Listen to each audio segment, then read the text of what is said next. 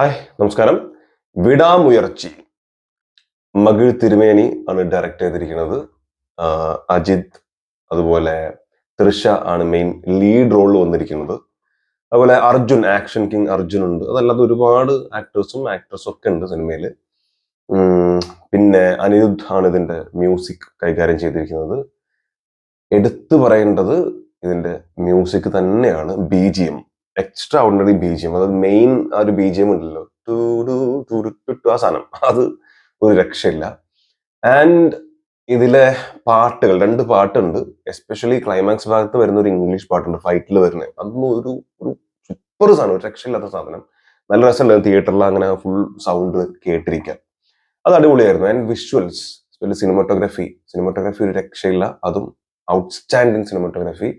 Visuals ഒക്കെ ഭയങ്കര ഭംഗി ഉണ്ടായിരുന്നു. കാരണം വിഷ്വൽ ബ്യൂട്ടി എന്ന് പറയുമ്പോൾ അതിന്റെ ലൊക്കേഷൻസ്, നമുക്ക് ഒറ്റയടിക്ക് സാധനം കണ്ടു കഴിഞ്ഞാൽ ഇത് വലിയൊരു സിനിമയാണ്, അതിന്റെ സ്കെയിൽ ഒരുപാട് വലുതാണ്, കുറെ പൈസ ചെലവാക്കി ചെയ്താണെന്നുള്ളൊരു തോന്നലൊക്കെ പെട്ടെന്ന് ഉണ്ടാവും. അത്തരത്തിലുള്ള ഒരു ലൊക്കേഷൻസ് ആണ് അത്. വണ്ടിയിലുള്ള കുറെ യാത്ര കാണിക്കുന്ന റോഡ് മൂവി എന്ന് പറയാൻ പറ്റുന്ന രീതിയിലുള്ള കുറെ സാധനങ്ങളുണ്ട്. അത് സിനിമയുടെ ഒരു ഏകദേശം പകുതിയിലധികം സമയം അങ്ങനെ റോഡിലൂടെയാണ് കാണിക്കുന്നത്. അത് ആ ലൊക്കേഷൻ ഒന്നും ഒരു രക്ഷയില്ല. ശരിക്കും നമുക്ക് വലിയൊരു മരുഭൂമിന്റെ ഇടയിലൂടെ പോകുന്ന റോഡ്, അങ്ങനത്തെ സാധനങ്ങളൊക്കെ കിടലായിട്ട് വന്നിട്ടുണ്ട്. പിന്നെ കുറെ കാർ ഡ്രിഫ്റ്റുകൾ, സാധനങ്ങൾ, ഹമ്മറിന്റെ കുറച്ച് സാധനങ്ങൾ, ഹമ്മർ വണ്ടികളൊക്കെ എനിക്ക് ഇഷ്ടവും. അത്തരത്തിലുള്ള കുറെ സാധനങ്ങളുണ്ട്. അതൊക്കെ നൈസാണ്. ട്രക്ക് യൂസ് ചെയ്തിരിക്കുന്നത്, ട്രക്ക് 2 വണ്ടികൾ നിർത്തി ഇടയിൽ കൂടെ പോകുന്ന വിഷ്വല്, അതേപോലെ സിനിമോട്ടോഗ്രാഫി, എനിക്ക് ആ ഒരു ഫ്രെയിംസ് ഒക്കെ ഭയങ്കര ഭംഗിയുണ്ട്. ഇതൊഴിച്ചു നിർത്തിയാൽ ഒരു മണ്ണാങ്കട്ടയില്ല സിനിമയിൽ, ഒരു തേങ്ങയില്ല സിനിമയിൽ. സത്യമാണ് പറയണത്. ഈ ലൈക്ക പ്രൊഡക്ഷൻസ് വീണ്ടും അവർ പറഞ്ഞിരിക്കുകയാണ്, ഞങ്ങൾ പൊട്ടിച്ചിരിക്കുന്നു. ഇറങ്ങുന്ന പടം മൊത്തം ഫ്ലോപ്പ് ആവുക, 8 നിലയെ പൊട്ട. ഏത് ഇവിടെ നോക്കിയിട്ടാണ് അവര് സ്ക്രിപ്റ്റ് കേൾക്കണത്? ഇതൊരു 1 മണിക്കൂർ 1.5 മണിക്കൂറിലൊക്കെ നിർത്തുകയാണെങ്കിൽ ഓക്കെ ആയിരുന്നു. ഇത്ര എന്താ പറയാ, ലാഗ് ഇല്ല നമുക്ക് കാണും. ഒട്ടും എൻഗേജ്ഡ് അല്ല, എൻഗേജിങ് അല്ല, ഒട്ടും എൻഗേജിങ് അല്ല. നമുക്കത് കണ്ടിരിക്കാൻ പറ്റും. ലാഗ് അടിച്ച് ചാകും. 2-2.5 മണിക്കൂറൊന്നും പറയാനുള്ള ഒന്നുമില്ല, വലിച്ചു നീട്ടേക്കാണ് വെറുതെ.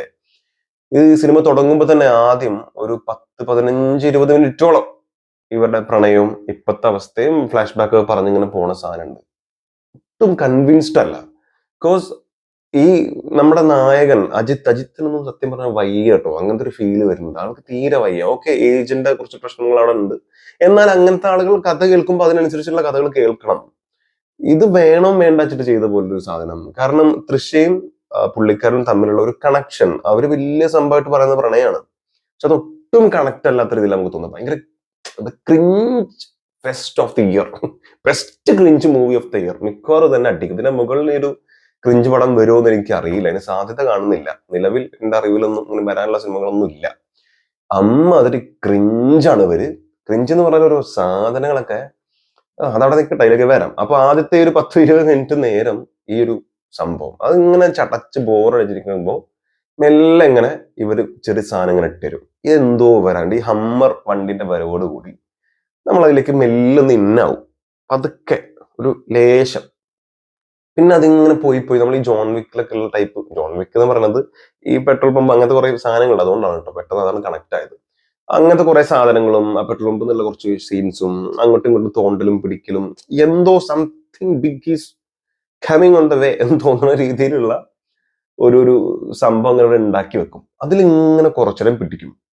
പോയി പോയി പോയി പോയി പോയി പോയി പോയി പോയി പോയി അങ്ങനെ പിന്നെ ഇത് പോകുന്നെ, അതൊരു അവസാനല്ലേ ഇതിന്, അങ്ങനെ പോകുന്നെ ഇതേ ഫീലില് ഒരു മണിക്കൂർ 1.25 മണിക്കൂർ. വീണ്ടും നമ്മൾ ഔട്ടായി. പിന്നെ ഇതിന്റെ ഉള്ളിലേക്ക് കയറ്റാൻ ഇവർക്ക് പറ്റിയിട്ടില്ല. നമ്മൾ ഔട്ടായി കഴിഞ്ഞാൽ ഔട്ട് തന്നെ.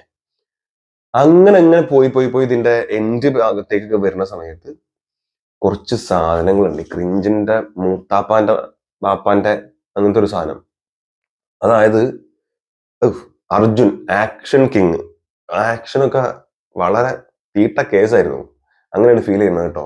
ആക്ഷൻ ഒന്നും 5 പൈസക്ക് ഇല്ല. ഓക്കെ, ഞാൻ വീണ്ടും പറഞ്ഞു, ഏജ് പ്രോബ്ലംസ് ഉണ്ടാവാം, അല്ലെങ്കിൽ മേക്ക് ചെയ്തിട്ടുള്ള പ്രശ്നങ്ങൾ ഉണ്ടാവാം. ആക്ഷൻസ് പുള്ളിക്കാരനെ ഞാൻ പറയണത്, ആ പണ്ടത്തെ ഒരു ഇതൊന്നും ഇല്ല. എന്നിട്ട് ഇതിന്റെ ഇടയിൽ നമ്മളിങ്ങനെ ബോറടിച്ച് ചട്ടച്ചിരിക്കുന്നതിന്റെ ഇടയിൽ പുള്ളി വന്നിട്ട് തേരിക്കാന്നും പറയാം. അത് വരുമ്പോ ചിരിയാണ് വരുന്നത്. ചിരിച്ചിട്ട് തിയേറ്റർ മൊത്തം ചിരിക്കുക, കുലുങ്ങി ചിരിക്കുക. തിയേറ്റർ കുലുങ്ങും എന്ന് പറഞ്ഞില്ല, അത് ഇങ്ങനെ ആയിരിക്കും ചിലപ്പോൾ പബ്ജൻ ഉദ്ദേശിച്ച കുലുക്കും കിലുക്കും ഒക്കെ അപ്പോഴാണ് കേട്ടത്. അപ്പോ അങ്ങനത്തെ ഒരു തെരിക്ക. അത് കഴിഞ്ഞിട്ട് ഇതിലൊരു സീനുണ്ട്, ഇത് പറയുന്നതൊന്നും നിങ്ങൾ ഇത് സ്പോയിലർ ഒന്നും അല്ല.